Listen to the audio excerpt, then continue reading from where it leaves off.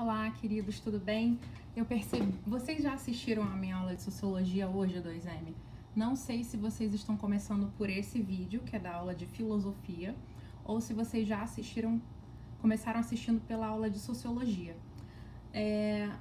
A aula de sociologia eu gravei com um fone, né? Achando que meu som ficaria melhor por causa do microfone, mas ele estava desplugado. Só percebi depois que eu acabei de gravar o vídeo. Então eu percebi que tanto faz gravar de fone ou não, a captura vai sair boa, porque eu acho que a nossa aula de sociologia, o som estava bom, então eu vou gravar aqui sem fone. Talvez eu faça um teste na próxima aula e grave com fone de verdade. Bom, a aula passada, o nosso objetivo foi trabalhar o conceito de estado de natureza em Hobbes, certo?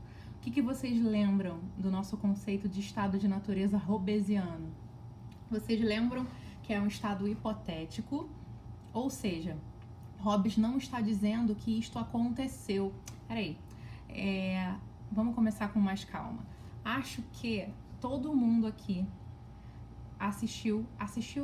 leu meu PowerPoint, meu roteiro e o vídeo que eu coloquei aula passada falando sobre Hobbes e o estado de natureza, certo? Falamos sobre Leviatã. Eu não tô tão preocupada assim com essa aula anterior, porque nós já havíamos falado sobre isso presencialmente, né?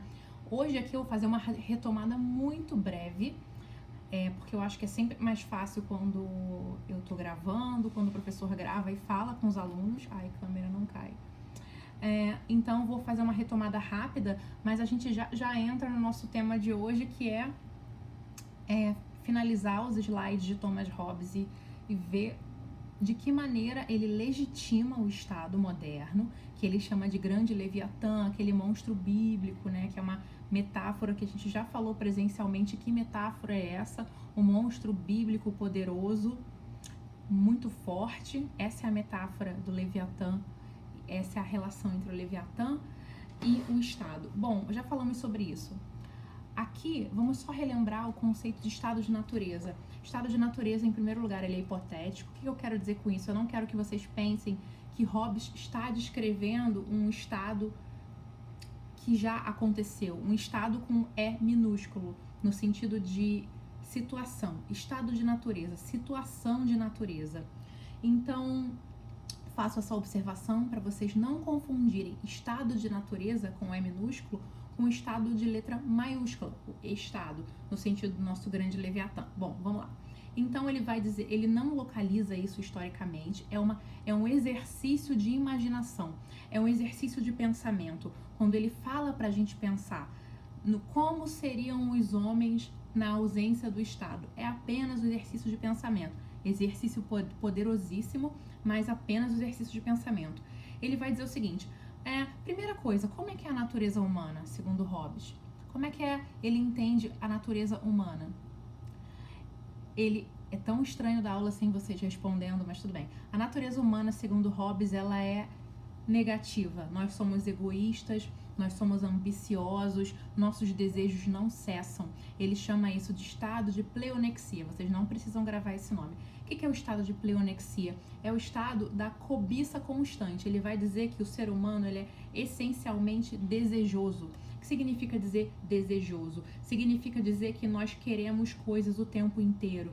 Então, eu tenho um desejo satisfeito e automaticamente nasce em mim outro desejo. Significa dizer que nós nunca estaremos satisfeitos, nós sempre estaremos em busca de novas satisfações. Isso faz com que isso é um grande estopim para guerra e conflito, né? Se eu já tenho uma casa, então eu quero ter 2 casas, então eu quero ter 10 casas. E se eu tenho dinheiro, então não serve ter dinheiro, serve ter muito dinheiro. E se eu já tenho muito dinheiro, eu quero mais e mais e mais. Ele vai dizer que esse é um estado que vai causar a desgraça humana. Bem, nós somos desejosos, nossos desejos não cessam e ele vai dizer que existe outro problema, né? Eu tô narrando para vocês os problemas do estado de natureza e já a gente vai descrever melhor o estado de natureza. É que antes de entrar no estado de natureza, é importante entender por que o ser humano estaria em guerra na ausência do Estado, né? Essa é a hipótese que Hobbes trabalha. Como seria a nossa vida, como seria a nossa convivência sem o intermédio e sem a mão forte de um rei, né, do Estado? o nosso grande Leviatã. Então, primeiro, para entender isso, é preciso entender a própria natureza humana. Porque se nós fôssemos anjos, né, se a natureza humana fosse pacífica, boa, a gente não precisaria de um Estado. Pelo menos esse é o argumento hobbesiano, esse é o argumento do Thomas Hobbes, certo? Ele vai dizer, nós temos uma natureza gananciosa, egoísta, nossos desejos jamais são satisfeitos, porque nós sempre queremos mais. E essa nossa natureza, em busca de fama, de honra, de glória, ela faz com que um estado de paz entre nós seja impossível. Por quê? Não estamos satisfeitos. Essa sensação faz com que a guerra seja algo iminente. Então, não importa, mesmo que a comida, por exemplo, fosse suficiente para todo mundo. A cobiça humana, a natureza humana, isso não significaria que nós viveríamos em paz. Bom, essa é muito importante que vocês entendam que Hobbes tem uma concepção pessimista da natureza humana, tá? Uma concepção antropológica pessimista da natureza humana. Por outro lado, ele não está fazendo esse exercício de pensamento com a gente à toa. Ele está pedindo que a gente pense no estado de natureza porque ele quer assustar a gente, tá? Ele tem um interesse. Qual é o interesse de Hobbes? O interesse é que a gente perceba a importância do Estado. Lembram da palavra legitimar? Quando ele diz que a gente precisa tornar o Estado legítimo, ele vai fazer isso através da nossa racionalidade. Alguém aqui em sã consciência vai querer viver em estado de guerra? Você vai prescindir da figura de um rei, de um Estado que nos regula, para viver simplesmente se baseando na nossa racionalidade, no nosso bom coração? Não, você sabe que no estado de natureza, por isso ele diz, o estado de natureza é um estado de guerra de todos contra todos, constantemente. Por quê? Bom, se a natureza humana é essa que ele narra, dessa maneira pessimista, então é impossível que a gente conseguisse viver em paz. Né? Então é como se ele dissesse, nós precisamos de um rei, nós precisamos de um Estado firme e forte e grande para nos controlar, porque sozinhos nós não damos conta. E qual o interesse da gente de viver com a nossa vida sempre ameaçada? Porque é isso que ele narra. O estado de natureza seria um estado em que a guerra seria constante, a nossa vida seria ameaçada constantemente. Por quem? Né? Por outros homens, por seres humanos. Lembram da famosa frase, o homem é o lobo do homem? Quem vai nos perseguir, nos matar? De quem a gente vai ter medo no estado de natureza? Do próprio homem. Não é nosso interesse ficar à mercê de nós mesmos. Então essa é a questão do estado de guerra constante no estado de natureza hobbesiano.